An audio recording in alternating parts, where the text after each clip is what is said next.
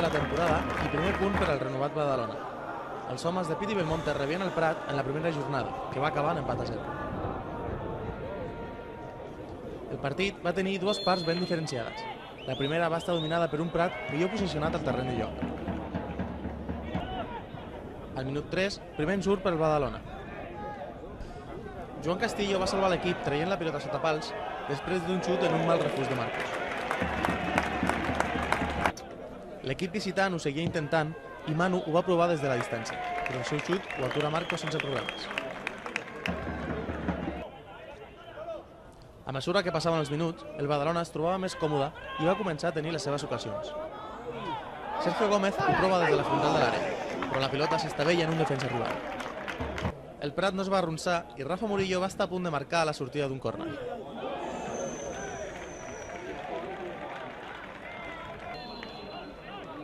A la segona meitat, el Prat va gaudir de la primera aproximació a l'àrea rival, però no van finalitzar la jugada. Hola.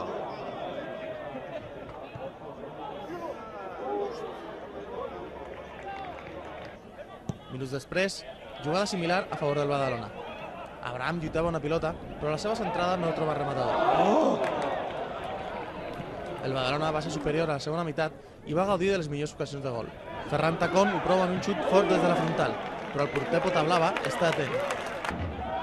Enric Gallego, molt actiu durant els 90 minuts, va tenir la seva oportunitat, però el seu xut surt desviat. L'ocasió més clara del Badalona va ser pel migcentre Joaquín. Bona jugada individual de Xavi Boniquet, i se la dona a Joaquín. El seu xut, però, surt fregant el pal. El Prat va tenir la seva oportunitat al minut 77 en una contra molt ràpida, però Marcos va estar atent i va aconseguir salvar l'equip.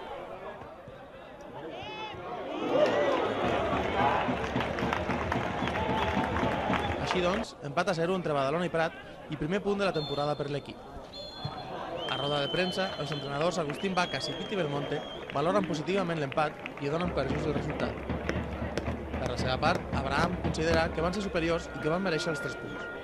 Siendo realista, debemos de dar el empate como justo. Sí, es cierto que nosotros en la primera parte, sobre todo la primera media hora, 35 minutos, hemos estado mejor, hemos tenido el balón, hemos llegado en más ocasiones. En los últimos minutos de la primera y un poquito en la segunda, pues bueno, el Badalona con los cambios ha apretado un poquito más, ha sido más intenso, también ha tenido sus opciones y aún así también en la segunda pues sufriendo un poquito en alguna acción a nivel defensivo, hemos sabido salir bien a la contra y llegar y tener también, yo creo que quizá la ocasión más clara de todo el partido.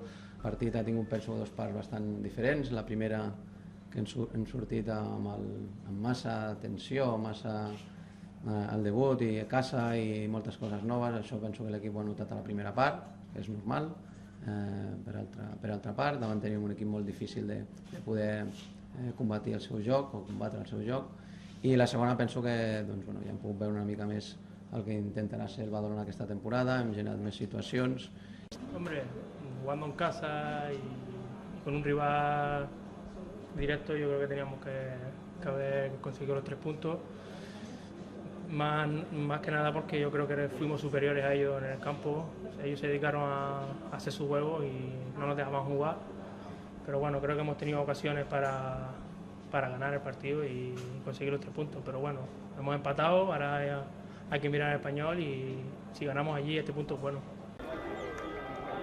El següent partit serà a la Ciutat Esportiva d'Ani Jarque contra l'Espanyol B a les 12 del migdia.